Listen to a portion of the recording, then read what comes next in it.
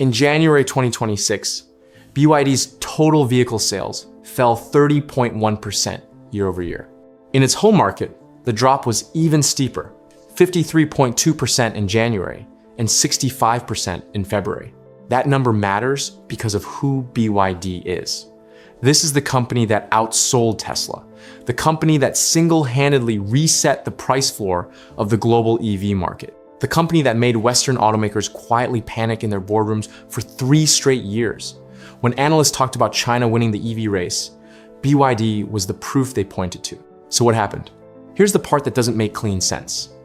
Full year 2025 revenue still rose 3.5%, even as profit fell. They still sold more than 4.6 million NEVs in 2025, but profit fell in the last 3 consecutive quarters of 2025. And in the last 3 months of the year, it fell 38.2% year over year.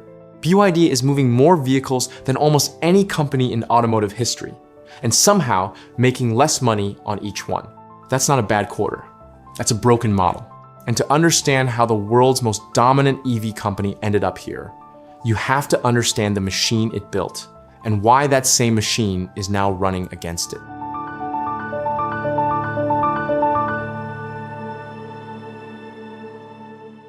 Here's some context on who we're actually talking about. BYD did not win by being first. They won by being cheaper, faster, and more vertically integrated than anyone else was willing to be. BYD built its edge on deep vertical integration, making batteries, semiconductors, motors, and many other key EV components in-house. When the rest of the industry was still sourcing components from 3 different countries, BYD was already building much of the EV stack in-house across its Shenzhen-centered manufacturing network. In Q4 2023, BYD passed Tesla in quarterly EV sales. Not matched, passed. And here's where the story gets interesting. BYD didn't just sell more cars, they reset what a car is supposed to cost. When they launched the Seagull at roughly $10,600 to $11,000, it wasn't a budget product. It offered a 305 kilometers base range, a 10.1-inch rotating touchscreen, and a build quality that embarrassed vehicles twice the price. The Seagull shocked analysts and underscored the deflationary pressure Chinese EV makers were putting on the industry. Every other manufacturer had to look at their spreadsheets and ask, how are we supposed to compete with that? For a few years, the answer was they couldn't. BYD was the gravitational center of the market. When they moved their pricing, everyone else adjusted. When Wang Chuanfu spoke, the entire industry listened, not out of respect, but because his decisions had real, immediate consequences for their survival. That is the company now facing a sharp drop in domestic sales, 53.2% in January alone in its home market, and 3 consecutive quarters of falling profits. So what changed? So what actually brought this down? There are 3 walls, and they all closed in at the same time. The first wall is the one Beijing built. In 2024 and 2025, China's trade-in programs offered EV buyers subsidies typically capped at 20,000 yuan, depending on the scheme. The policy was designed to pull purchases forward and stimulate demand, giving the sector a temporary sales boost. Then, at the start of 2026, China revised the subsidy formula.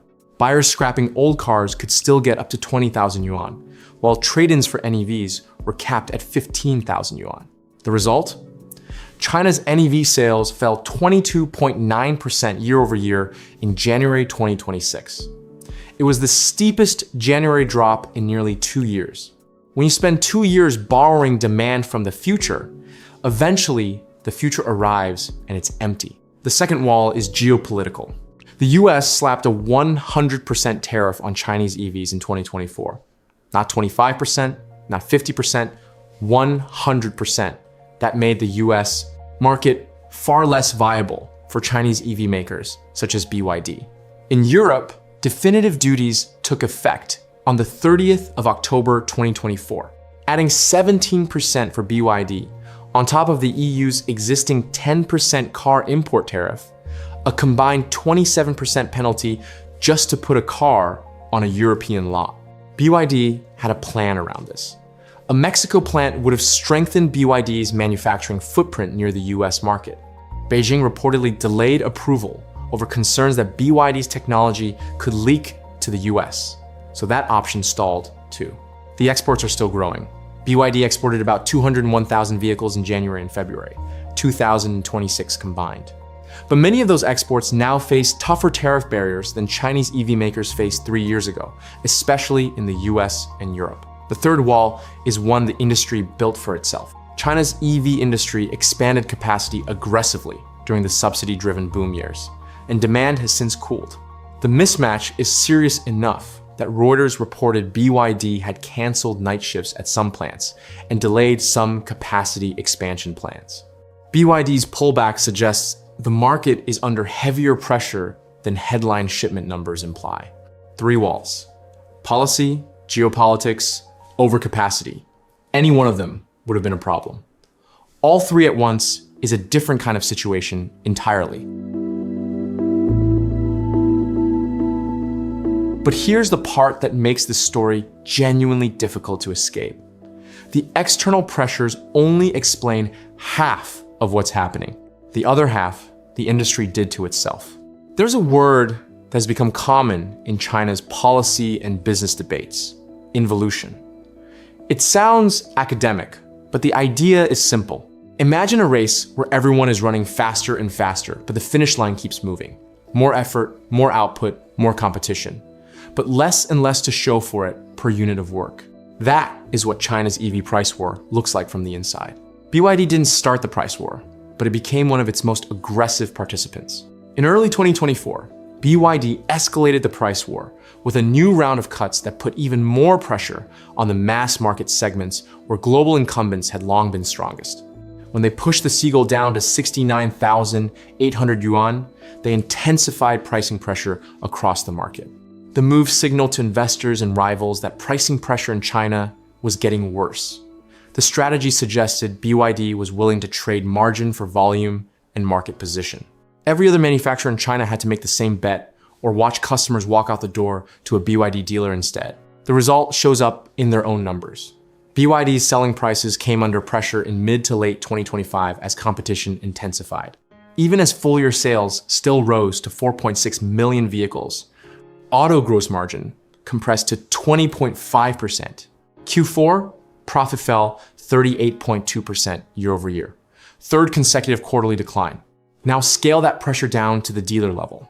By February 2026, dealer inventory had risen to an estimated 1.95 months of sales. The China Automobile Dealers Association's warning index hit 56.2%, a level that signals persistent operating stress for dealers. They don't set pricing strategy, they just absorb the consequences of it. And right now, what they're absorbing is the accumulated financial stress of a market that has been racing to the bottom for 2 years. The government finally stepped in on February 12th. SAMR issued pricing compliance guidelines that effectively barred automakers from sustained below-cost selling.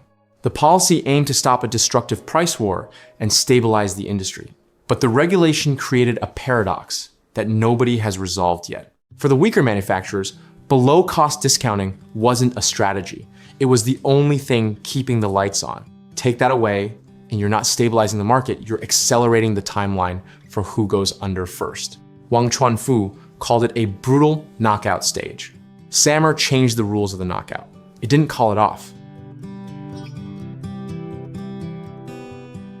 At this point, you might be wondering whether this is just an outside analyst reading too much into quarterly numbers. So let's hear from the people actually running these companies. Wang Chuanfu, the chairman of BYD, the man who built this entire machine, described his own industry as having entered a brutal knockout stage. That's not a phrase you use when you're confident. That's a phrase you use when you've seen the balance sheets. BYD EVP Stella Li said roughly 100 of China's 130 electron volts brands could be pushed out of the market, not restructured, not acquired, pushed out. In February 2026, Geely Auto Group CEO Gan Jiayu issued an internal New Year message to his entire organization.